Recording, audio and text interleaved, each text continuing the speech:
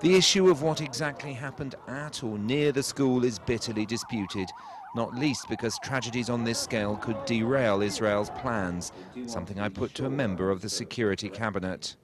We have a situation tonight where a school in Jabalia camp, a UN institution being used as a shelter, has been hit.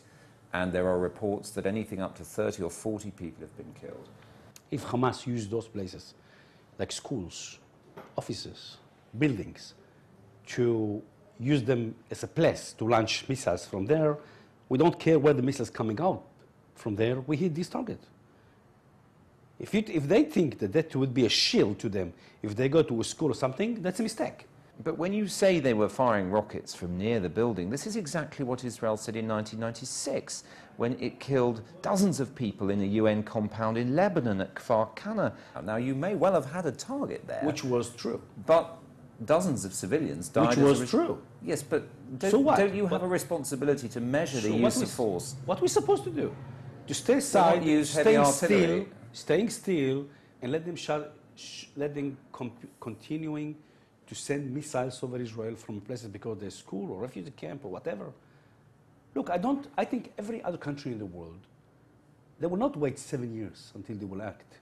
Yeah, but the restraints we put on ourselves never happen in every other country. But you in every other country in the world, you have different ways of using force. Let me give you another example. Yeah, of course. The incident that happened in November 2006 in Beit Hanun, where a family was killed by IDF artillery, responding to firing of rockets, Qassam rockets. So, at the time, the army made a decision not to use artillery in response to Qassams and to use helicopters instead as a more discriminating use of force. The French say, la guerre comme la guerre.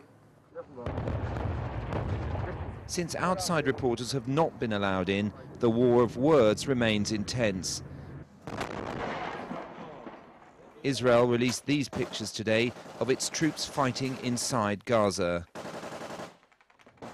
These attempts to control the message are only sometimes finding their target. The world opinion is moving, crucially today in the case of the US president-elect.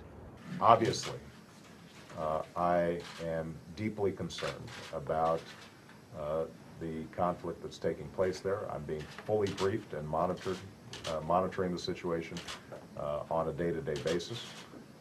The loss of civilian life in Gaza and in Israel is a source of deep concern to me.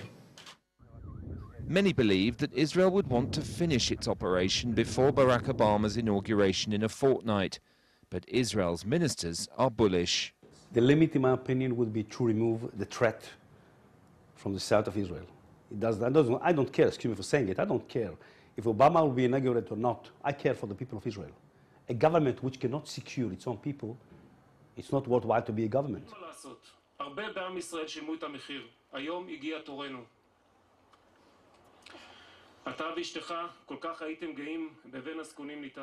Brave words, though, offer only so much consolation to the bereaved.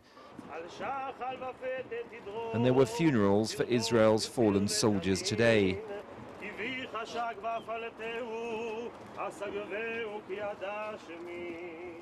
This country's losses so far amount to 4 civilians and 5 soldiers.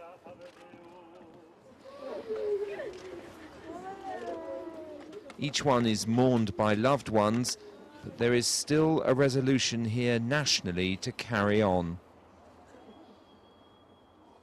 We're caught up in the middle of something that we certainly don't want to be caught up in, but we understand why we're here, and we understand what our soldiers are about, and we understand what the fight is about.